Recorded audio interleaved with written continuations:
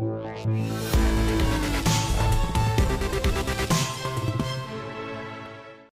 fronde des Gilets jaunes donc, se poursuit avec, on le sait, hein, une nouvelle journée de revendication et de mobilisation, surtout demain, ce week-end, samedi à Paris.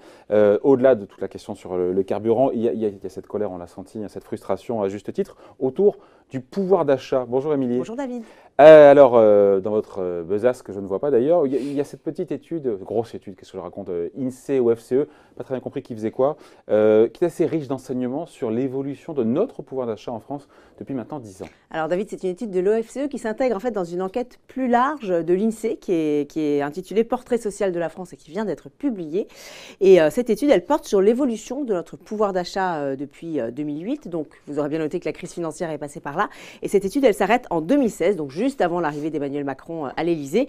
Alors pour faire leur travail, les chercheurs de l'OFCE, ils ont étudié l'impact des réformes sociales et fiscales des deux précédents quinquennats, donc quinquennat de Nicolas Sarkozy et de François Hollande. Ils ont également regardé l'évolution démographique et l'évolution du marché du travail. Et le résultat, David, n'est pas fameux, car en 8 ans, le revenu disponible des ménages aurait baissé de 440 € en moyenne par an, ce qui est quand même pas mal. Et vous aurez noté qu'on parle de revenus disponibles et non pas de pouvoir d'achat. Donc, petit rappel, le revenu disponible, c'est quoi? C'est ce qu'il reste une fois que les impôts et les cotisations ont été payés. Voilà, ce qui pourrait éventuellement donner un petit peu du grain à moudre aux Gilets jaunes ce week-end. C'est une moyenne, on le dit à chaque fois, 440, enfin un chiffre comme ça, c'est une moyenne. Et il y a des situations derrière qui sont assez différentes. Mais évidemment, il y a des situations très contrastées en fonction du niveau de vie. Alors, contrairement à ce que l'on pourrait croire, David, ce sont les revenus les plus riches, les 10% les plus riches, qui ont vu leur revenu baisser le plus, de 2000 € en moyenne, nous dit l'OFCE, soit une baisse de 2,2% par rapport à leur revenu d'avant 2008.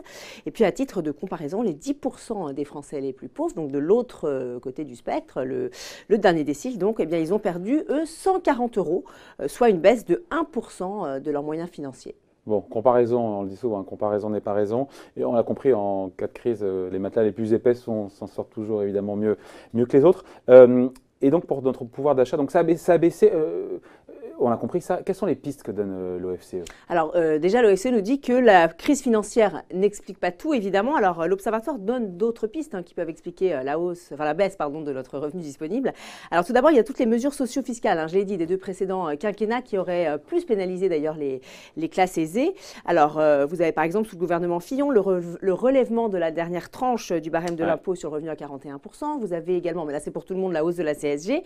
Et puis sous le gouvernement Ayrault, la création d'une nouvelle tranche à 45% et l'alignement de la fiscalité du capital sur celle du travail. Mais David, parallèlement à ces augmentations de prélèvements, l'amortisseur social a plutôt bien fonctionné. C'est ce que vous laissiez entendre tout à l'heure sur le fameux matelas plus épais. Voilà. Alors, on pense par exemple aux revalorisations successives des minima sociaux, à la création du RSA activité en 2009 qui est devenue la prime d'activité en 2016, qui fait dire à l'OFCE que la hausse des prélèvements a été plus que compensée par les réformes des prestations. Ouais, et c'est ce qui explique que les Français les moins aisés ont été plus épargnés.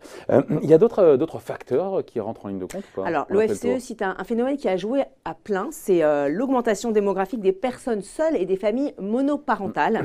Ça donne des familles bien sûr plus éclatées, avec donc des revenus qui se réduisent comme peau de chagrin, revenus qui auraient été réduits de 400 € en moyenne selon l'OFCE. Alors, personne n'est épargné, toutes les classes sociales seraient touchées par ce phénomène.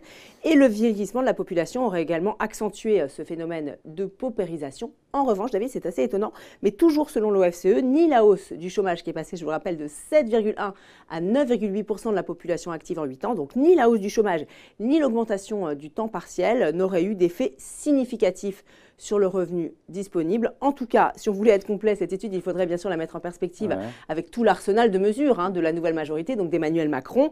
Alors on pense à la hausse de la CSG, à la hausse de la fiscalité écologique, à la suppression progressive de la taxe d'habitation, à la quasi-suppression de l'ISF et puis à la baisse des cotisations salariales. Je crois que là, j'ai résumé tout l'arsenal des mesures d'Emmanuel Macron. Et donc, on attend une nouvelle étude de l'OFCE pour compléter tout ça et voir où on en est dans notre revenu disponible. Parce que ça s'arrête en 2016. En 2016, exactement. Voilà. On attend, on en parlera, tiens, on les reçoit souvent ici à l'OFCE. Merci Émilie donc pour ce décryptage de cette grosse étude, encore une fois, INSEE-OFCE. Merci beaucoup. Bon week-end.